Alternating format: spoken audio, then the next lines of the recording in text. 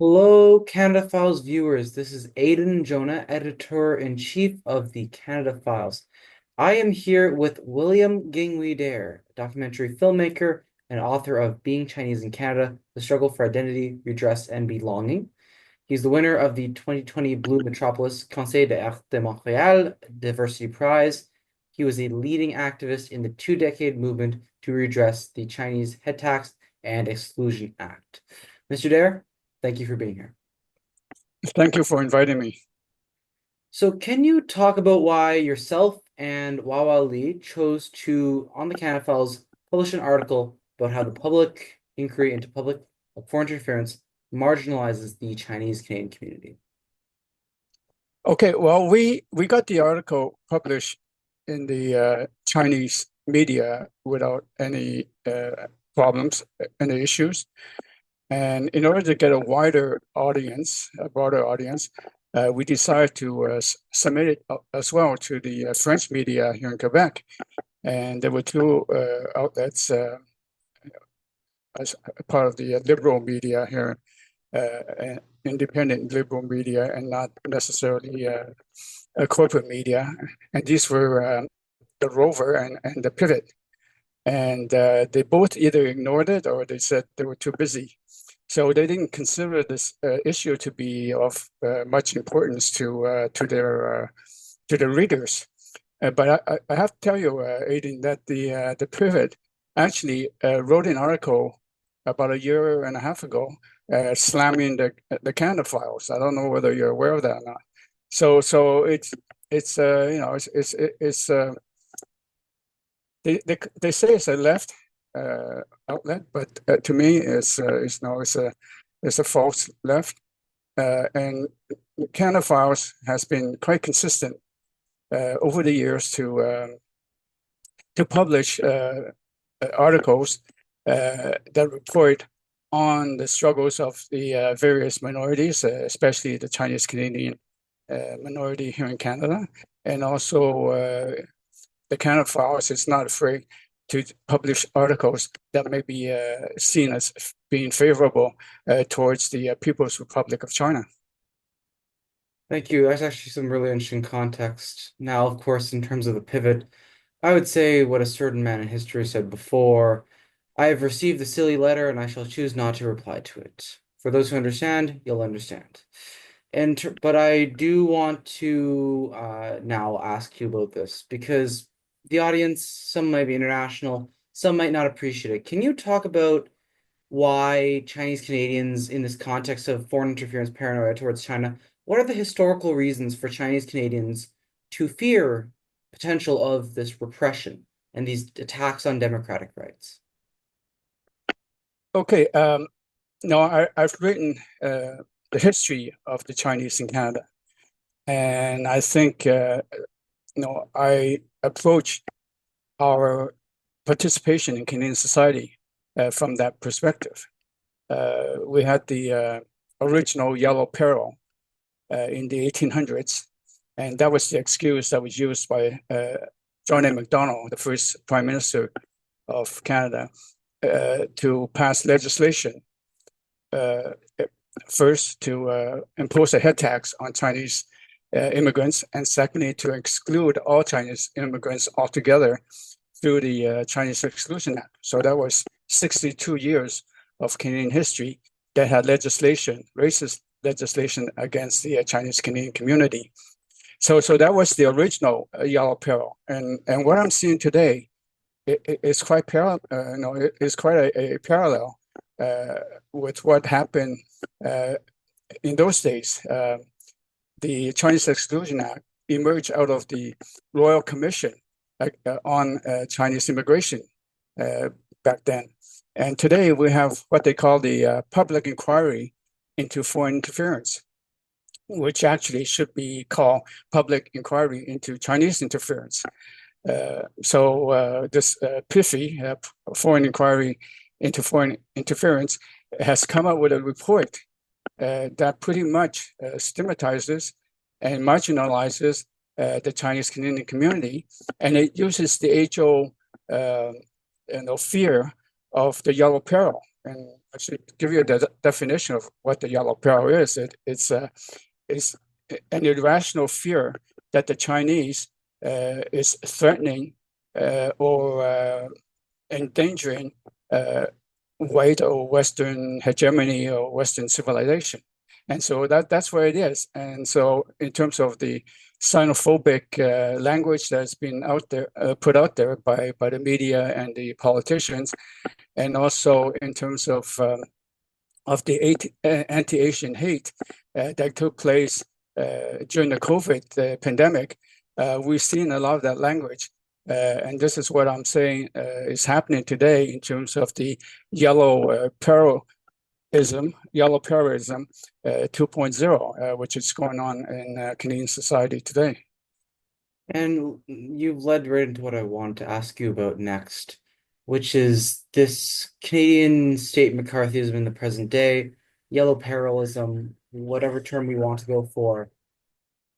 Chinese Canadians have been very impacted in the last few years by this. Can you talk about this for the audience and maybe just focus on the last few years because this with the Confucius Institutes, it could arguably go, 2014, 2010, Richard Fadden, but we don't want to go too far. So why don't we just last few years?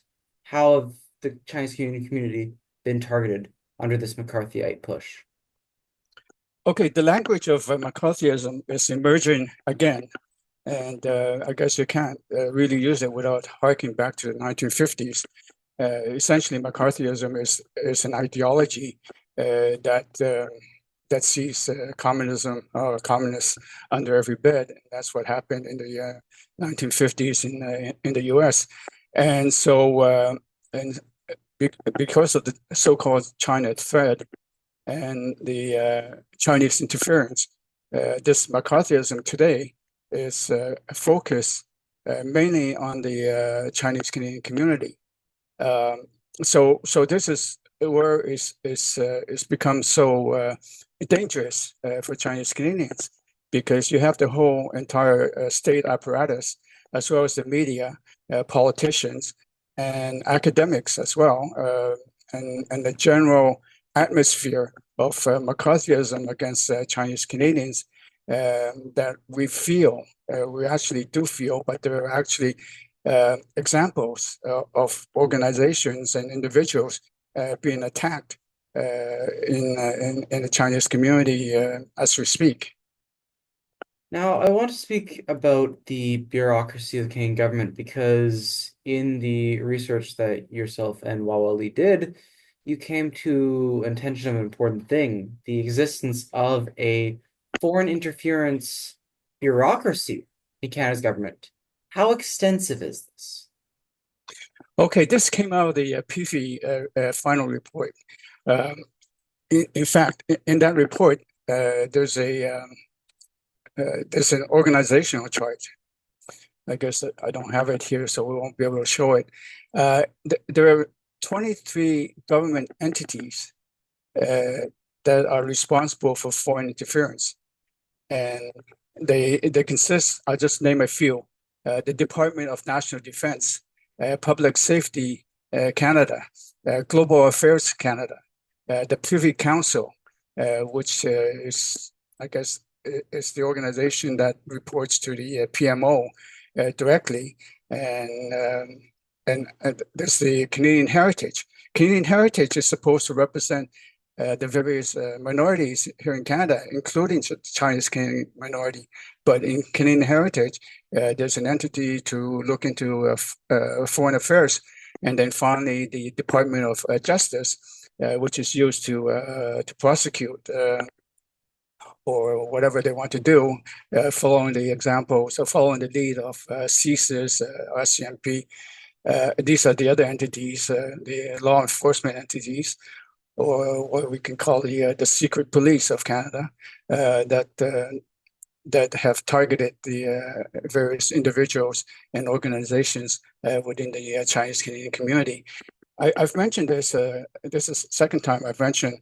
So maybe I should give some examples of organizations and individuals that have been targeted by the security establishment. The first case is an engineer named Quentin Huang.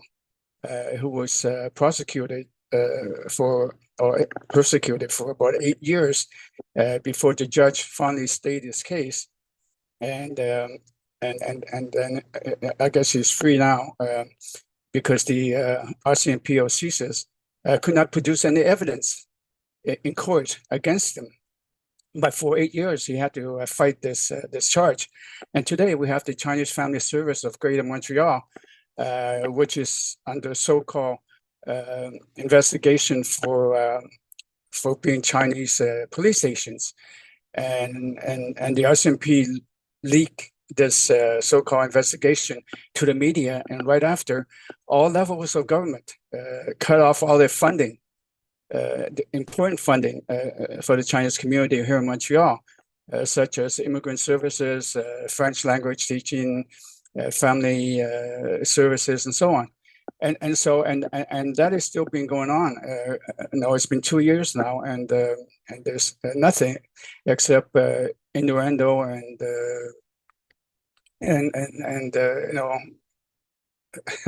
there hasn't been any politicians who's come out to demand justice for the CFS, other than Senator Wu, a BC senator who has come out to support the Chinese Family Service. So this is part of the McCarthyism that we're seeing in the Chinese Canadian community, without going into the other issues of democratic rights of Chinese Canadians to be able to participate fully in the electoral process and in the political process without being accused of being a supporter or a proxy of the People's Republic of China. Now we've talked before, and obviously some things have come out in the CANFL's articles that the Chinese Canadian community is beginning to pursue concerted organizing against Canadian state McCarthyism. Now, what role will Senator Yuan Paowu's tentatively named Rights and Freedoms of Chinese Canadians play in this fight? And this fight in general is quite interesting, of course. Here in Montreal, we've had a collective here to discuss and to investigate what has been going on to our community over the last, I would say, 3 or 4 years.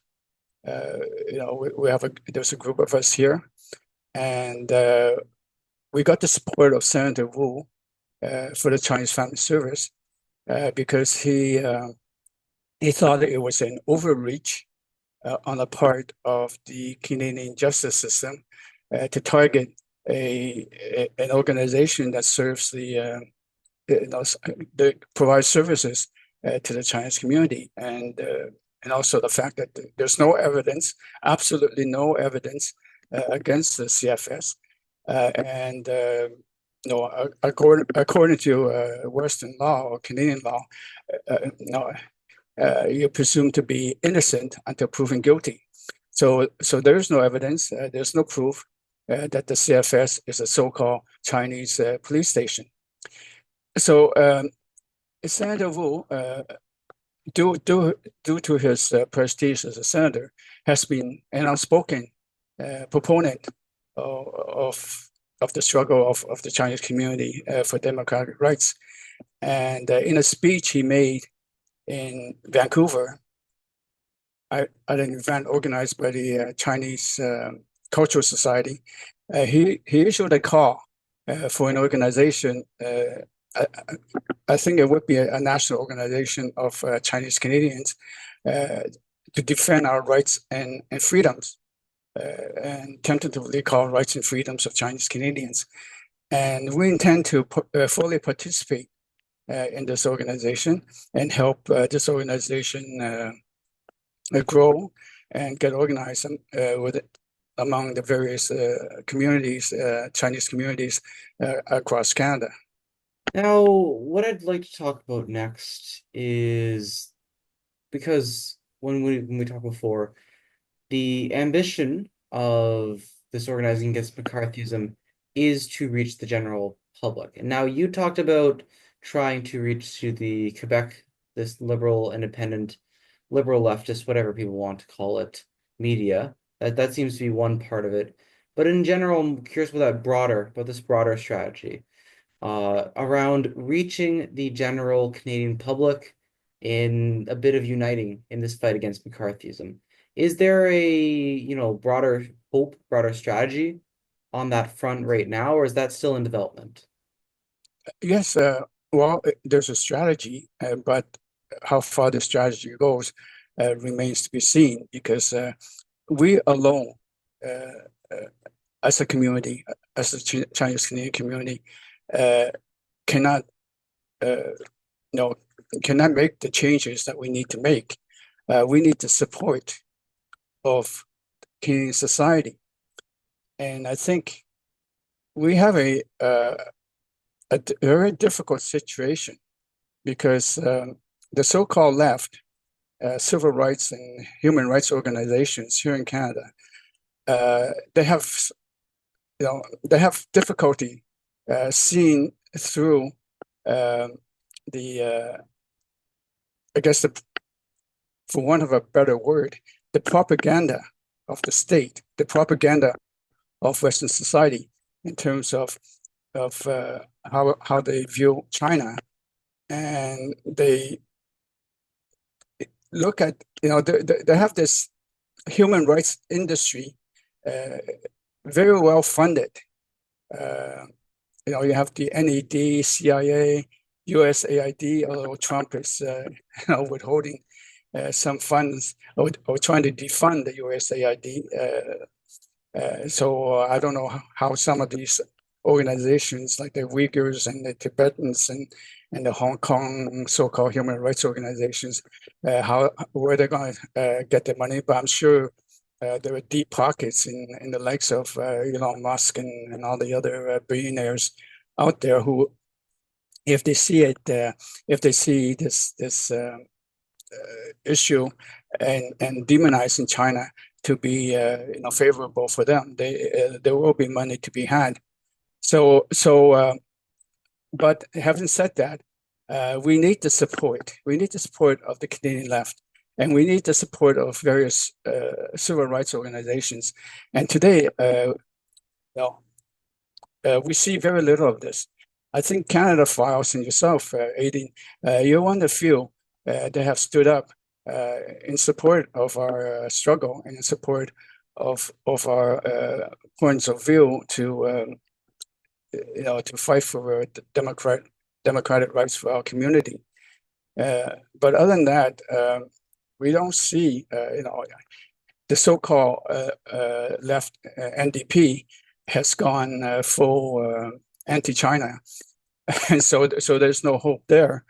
And the only hope we have is the Quebec Green Party as a political organization that have come out to support us. The Canadian Green Party is part of the same herd of anti-China naysayers, and so there's no hope there. So there are no political forces within Canada that's actually coming out to defend us, to support us, and to be with us as we struggle. And but this is not unusual.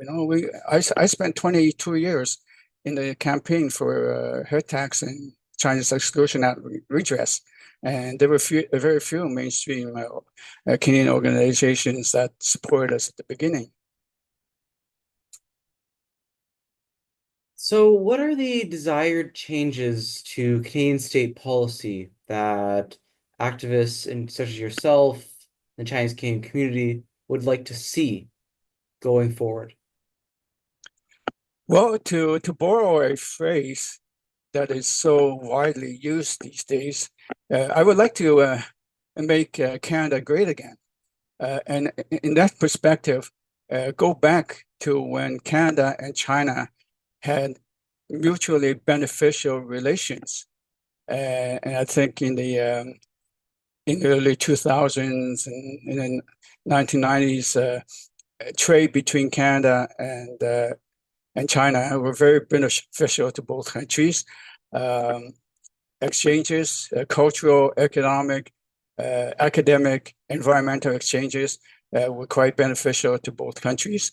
And then after the capitalist financial crisis in 2008, things started to change because the U.S. has put, especially Obama and his advisors, especially the Secretary of State Clinton, uh, formulated this policy of the pivot to Asia and the China containment plan policy because they saw China as their biggest external enemy.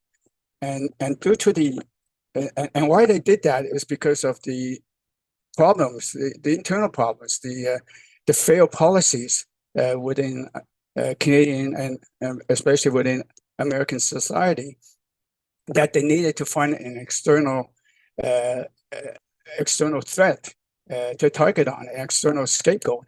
And so China, being a country that is fighting to be part of the global economic recovery, which they did recover quite well.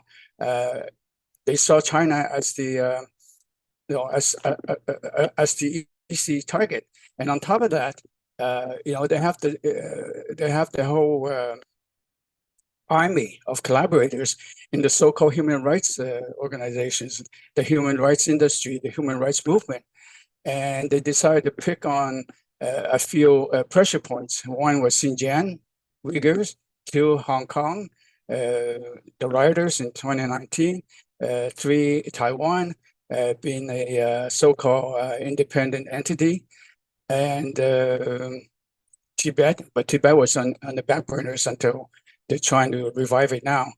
Uh, and whatever else, I'm sure they're looking at others that they can use. But they have a whole group of collaborators within the so-called liberal establishment in terms of human rights. And I have to say that today these collaborators, especially Global Affairs Canada, have no moral authority to talk about human rights in China when they don't even come out to denounce the genocide of the Palestinian people. What is going on in Israel today? So as far as I'm concerned, they have no moral rights whatsoever to talk about human rights in China when it's so obviously in front of them that tens of thousands of children and 50,000 Palestinians have been slaughtered by American supply armament to Israel. And you brought in the collaborators and that question of them, and that's perfect timing because it's time to take this story in this chat down to an article that Canfell's released, story we broke, about how Canada's government is using collaborators to wage war on the Chinese Canadian community. So, what are your thoughts about Canada's Foreign Ministry in November 2023 co-hosting a China Human Rights Forum that emphasizes working toward accountability? Uh, yeah, that was a puzzling title. I don't know what that actually means, accountability. Accountability on their part, or accountability on the Chinese Canadian community's part, or accountability on the part of the Chinese government. Um, okay, this conference is a gathering of all the usual suspects. It is the same group of people who testify at the PIFI inquiry, at the public inquiry on foreign interference. And it's the same cast of characters that participated in that conference, and I guess that was a dress rehearsal for PIFI. They were all financed by Global Affairs Canada, and the government actually has a lot of money for this kind of stuff. They've invited me to different functions in Ottawa, and they pay your full expensive fancy hotels and meals and so on and so forth.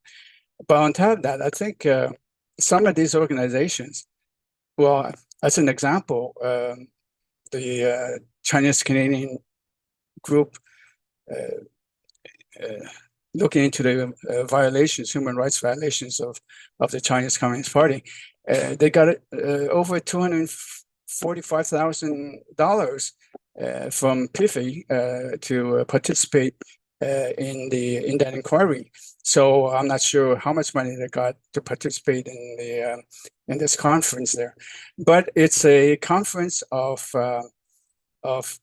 political or governmental organizations that have a yellow peril agenda or have a yellow peril psychology in their thinking. It's government ministers, government officials that go along with that line of thinking. You have the media who report on that line of thinking, and you have academics who so-called research that line of thinking with their publications and think tanks like the Macdonald-Laurier Institute. And then you have the people, the so-called good Chinese Canadians. These are what I would call the new model minority. These are the ones that have assimilated the Western human rights or the British colonial human rights educational system. So these are the people that they've gathered, and it's the same group of people that testify at the public inquiry, and these are the people that target the Chinese Canadian community and marginalize the Chinese Canadian community and make it difficult for them to participate in the political process here in Canada.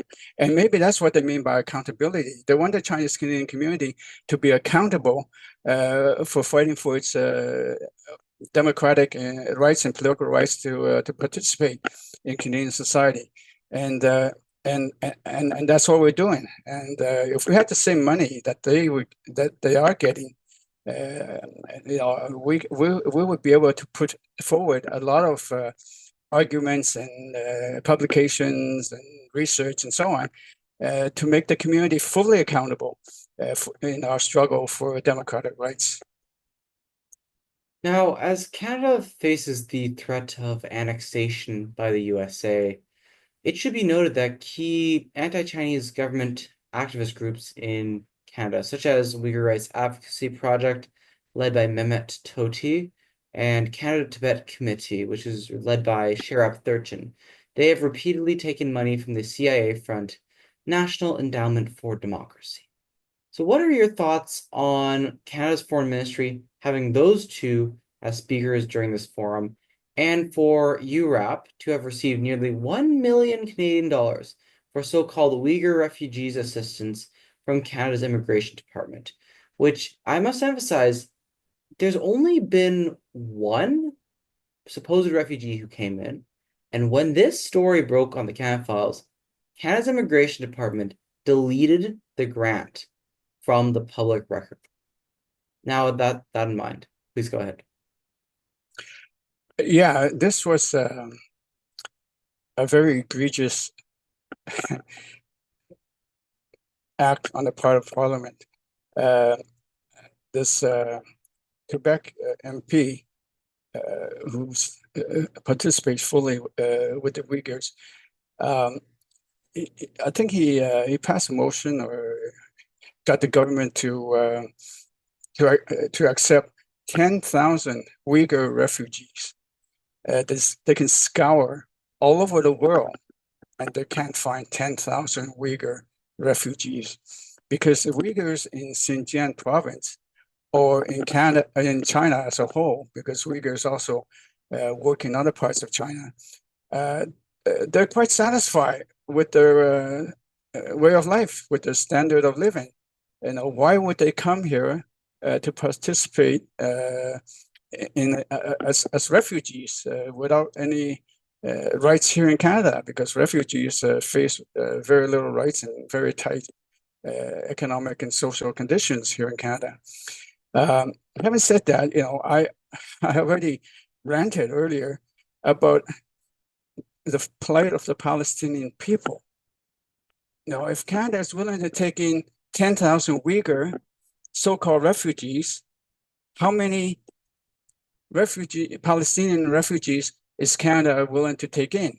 There's no plan whatsoever to take in any Palestinian refugees who are being bombed every day by Israel.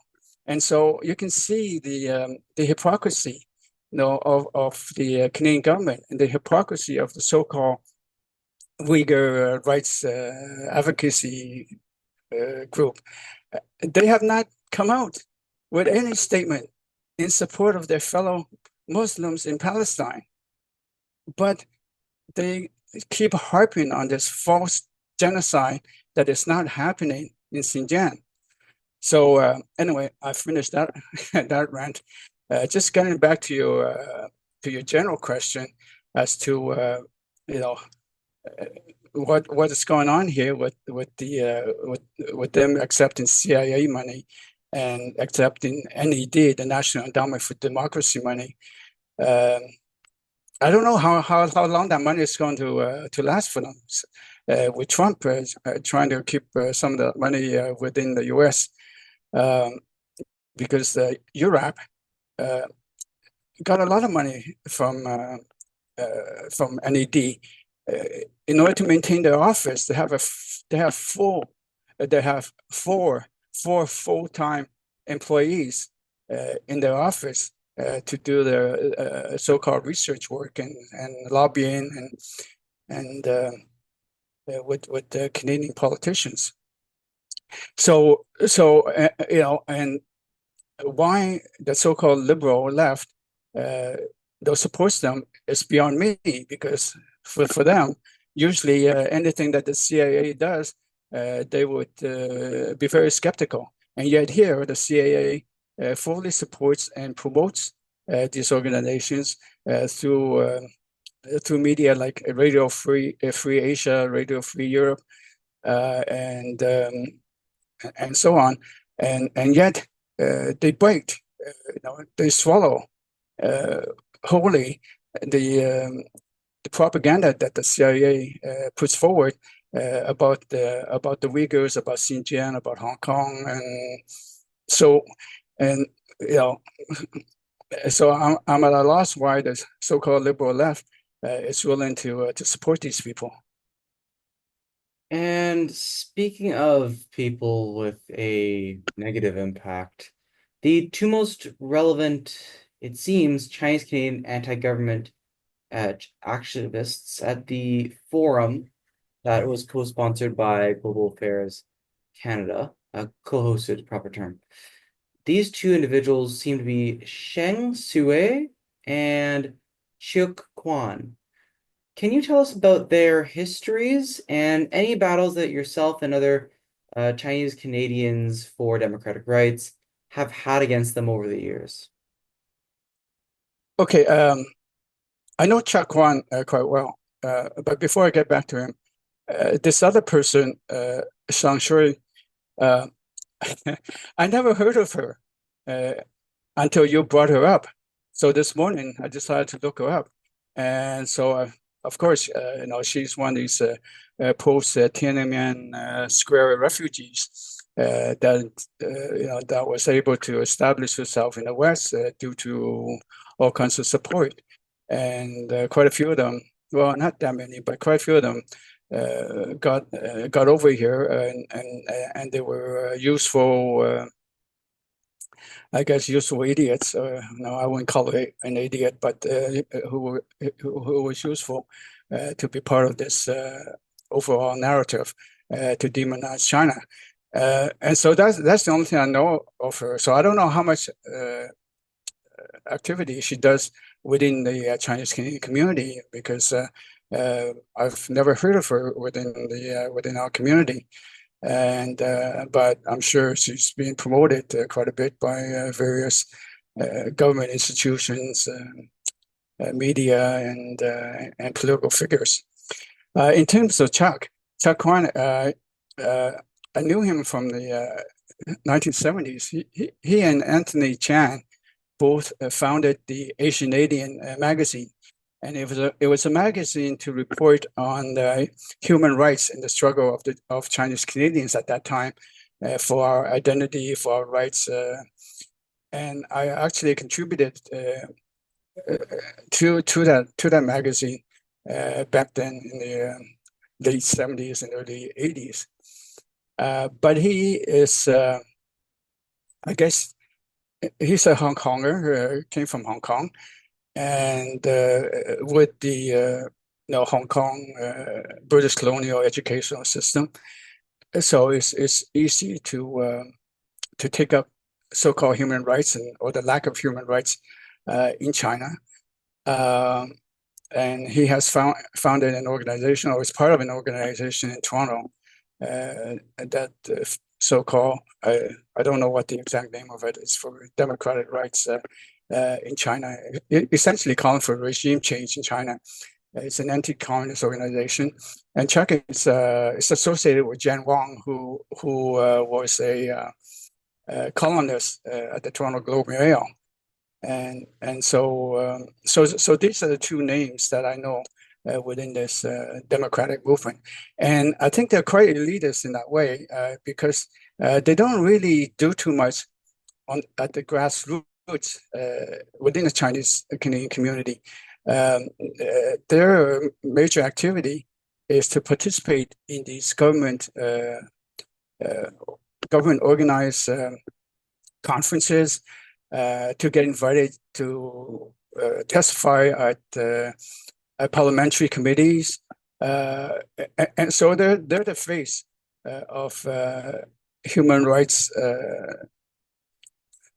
agitation for China, and they're the ones that get invited, and they're the ones that get quoted in the media, and so they're quite elitist in their approach, and there's very little grassroots support for these organizations. All right, thank you, William. So this faction of Chinese Canadians who are against the Chinese government, do you see them as a representative of the majority of the diaspora, or a small but loud grouping boosted well above its true standing by the Canadian government? Okay, the Chinese Canadian community has a long history here in Canada. And so, like any other community, um, you have to know this history in order to realize its political orientation and its political leanings, from time to time, and the various factions within the community. The original immigrants, like my grandfather, who came to Canada in 1909, we were from the impoverished southern part of China, in Guangdong province, and so we were the laborers, the railway workers, the laundrymen, the restaurant workers that made up Canadian society, or Chinese Canadian society at that time, and so we did not have the right, to participate in politics, in political activities. We didn't even have the vote. We were not citizens. That was not even granted to us until after 1947. So that was the first wave. That was the foundation of the Chinese Canadian community, and these are the people that were faced with this unburnished racism against a group of people that Canadian society did not want to integrate into Canada. And then you have the Hong Kong. During the time of the 60s, you have an independent immigrant policy, and you have the Hong Kongers. And so a lot of Hong Kongers came in prior to the 1997 reversion back to China. And so a lot of them were quite, in order to get into Canada, you have to be fairly well educated. And so a lot of them were educated in the British colonial educational system. And so, and the baggage that came with that. And so you have people like Chow Kwan, who came at that time. And then after that, you have you have people from the mainland, and this is a very interesting group of people from the mainland because they received the socialist educational system in China before they came here, and so a lot of them are quite neutral in their approach to China, and a lot of them are quite patriotic, I could say, in terms of how they see their homeland. Uh, and so these are the forces that are at play within the Chinese Canadian community. The descendants of the earlier immigrants. We got our educational system here in Canada and the Canadian so-called liberal educational system. And so those are the psychologies and those ideologies that are at play. Uh, uh, you have the Hong Kong educated people who are the most vocal in terms of being anti-China and for so-called human rights in China and in support of the rioters in Hong Kong in 2019. And then within the newer immigrants, and these are the people I think that CSIS and the RCMP and all these are keeping their surveillance over because they don't know what to make of them. They don't trust them wholly as Canadians because they were educated in China. And so that's what we have today. And I think the more vocal, the better financially supported you are, the more influence you have with government. These are the ones that make the noise. And these are the ones, like these two individuals that you quoted, these are the ones that receive the grants, that receive the money from government to participate in supporting their narrative, and these are the ones that try to collaborate with the Canadian government within the Canadian Chinese Canadian society. But I think they have very little grassroots support because here in Montreal, I have not seen any of them participate, except once in a while. They like during the Hong Kong riots, there's a small group, and they came out to demonstrate. There was about half a dozen to a dozen of them to come out to demonstrate in support of Hong Kong, but there was very little grassroots support for these organizations. So the other organizations, the people who are fighting for democratic rights, we're just starting. We want to build a united front of all the Chinese Canadian community to fight for democratic rights, and also we want the support of other Canadians who will support our fight for democratic rights. So this is the way I see it, and it's a struggle that is just beginning. It's a struggle that we need to continue, and it's a struggle that we need to unite other people in order to continue, in order to not win it, because winning the battle doesn't really mean anything to us as long as Canada is still a xenophobic and imperialist country. But at least to fight for democratic rights that is supposed to be guaranteed by the Charter of Rights and Freedoms in Canada and in Quebec. And so as long as we can fight for that, the right to vote for whomever we wish without being branded as being an agent of China. So this is what we're fighting for. And we want to fight for the rights of the Chinese Family Service to be able to serve the Chinese community without being harassed and without being intimidated and without being stigmatized by various government institutions. Most certainly.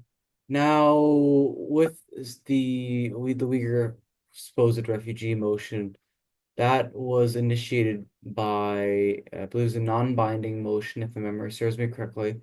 And the Liberal MP was Samir Zuberi, and Yes, Zuberi, very, yes. he's a member of IPAC. And that organization of parliamentarians around the world is very much central. There's an article I will link in the bottom of this interview that talks a lot about it because IPAC has a huge hand in Canada's ramping up of targeting towards the Hong Kong SAR. But let's stay on track, and I'm saying that to myself more than you, anyways. Now, with this overarching battle, right, where you have the Chinese Canadians, where I view as having an organic connection to the history of the diaspora.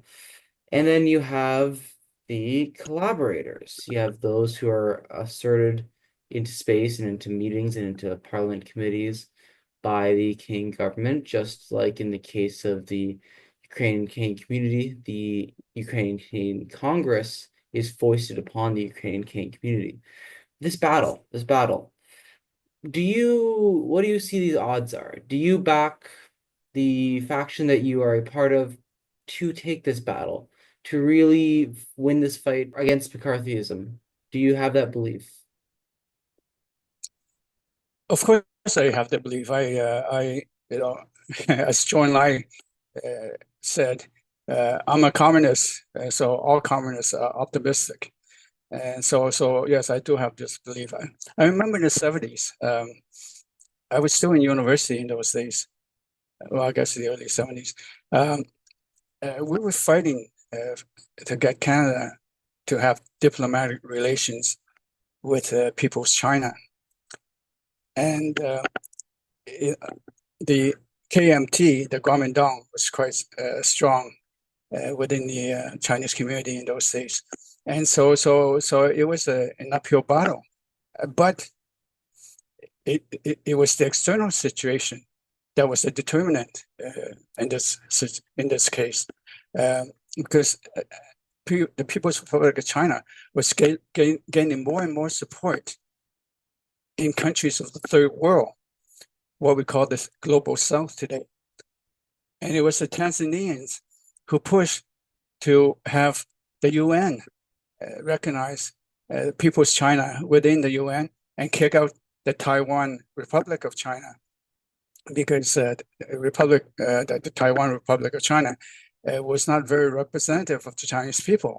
Right? Maybe represented Taiwan, or actually just represented the Kuomintang, because Taiwan was under a martial law at that time. And so because of that, because what happened externally, Pierre Trudeau, Justin's father, also he had he had a favorable attitude towards China because of his visits to China. He also he was one of the first Western governments to establish relations with the People's Republic of China, and so that was a battle that we all thought we could not win, but we won because of what was going on externally. And so today, I think the external conditions are quite favorable towards us, especially with the United States trying to annex Canada, declaring economic war against Canada, and yet we still have Canadian politicians who are still trying to hang on to the American coattail, in terms of economics, but and they limited their economic relationship with China. But if they pivot back to China, like what we did in the early 2000s, I'm sure the Canadian economy would be a lot better than it is today. So that may be a positive effort to do. And I'm not saying that we rely on the ruling class to make all these changes, but at least the ruling class will be more favorable or less favorable towards the xenophobic narrative that's going on in Canadian society today. And so I think what we can do is to limit and to neutralize as much as possible the influence of these so-called collaborators and these people who are being promoted by the establishment. All right. Well, thank you very much, Mr. Dare, for speaking with the Canada Files. Now, how can people keep with the work that you're doing and with the efforts of the community? How would you advise them to keep up with it? Okay, uh, I guess in terms of the grassroots, we're doing whatever we can to talk to people one-on-one, one meeting at a time, and so on. Under the auspices of the Chinese Family Service and also the Canadian Race Relations Foundation, there's a series of meetings that are being held at the Chinese Family Service over the last 2, 3 months. I spoke at one of them to a room full of people, and all of them have been well attended. Uh, so this is one thing people can do is to get together, to participate in meetings, participate in local meetings, in public meetings. Um, the Chinese Family Service of Greater Montreal this weekend has a fundraiser that actually Senator Wu will be coming to speak. So we ask people to help uh, keep the Chinese Family Service alive through some donations, and through this national organization we want to set up. We want to reach out to other organizations right across Canada, especially Chinese Canadian organizations, and also other non-Chinese Canadian organizations who are willing to support us and to publicize the work that we're doing in order to support us. So this is what I can say at this time, without actually having an organizational form. We're in the process of trying to build an organization across Canada. All right. Well, CanFL's audience, if you appreciate the journalism and analysis that the CanFLs does, please do consider setting up a monthly, annual, or one-time donation. If the finances are just not possible for you there, please do share the work, help it get further. So, Mr. Dare, once more, thank you very much for your time for speaking with the Canada Files. Thank you very much, Aiden. Thank you for your support. All right. Goodbye, everyone. Goodbye, William, and goodbye to all of you in the audience.